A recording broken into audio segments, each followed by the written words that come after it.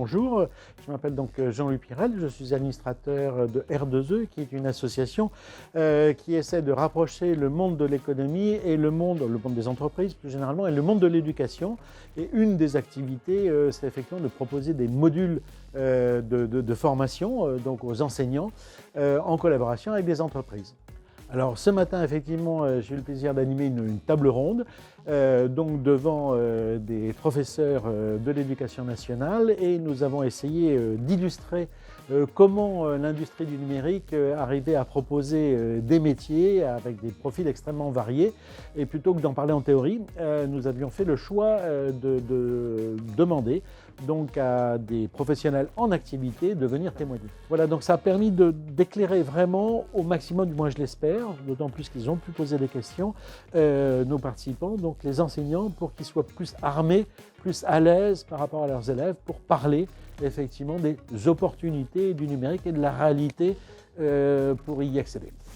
Alors, je m'appelle Farah Siriwan, je suis directrice de la School Academy, qui est l'organisme de formation dédié au développement des compétences numériques des enseignants. L'organisation de la journée s'est faite en deux parties.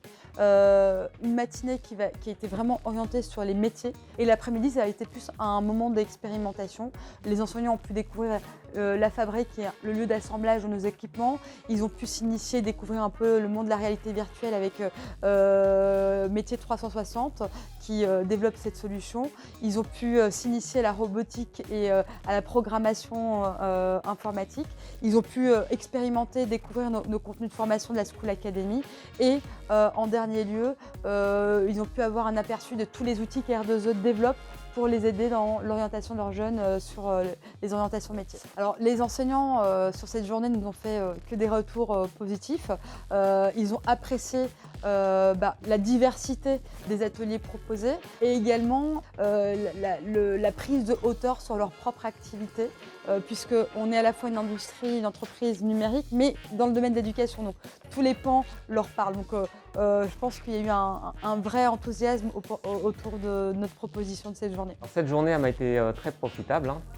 D'une part, j'étais venu pour découvrir la School Academy, donc je dirais objectif plus qu'atteint, parce que j'ai vu qu'ils avaient une offre de formation qui me semble très intéressante et que je vais relayer à mes collègues. Je suis le référent numérique de mon lycée.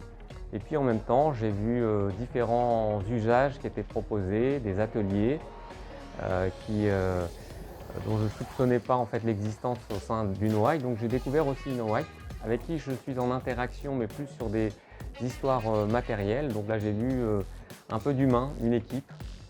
Et ça c'est toujours un point positif, puisque c'est un partenaire, je dirais, assez important pour la région et donc pour les enseignants.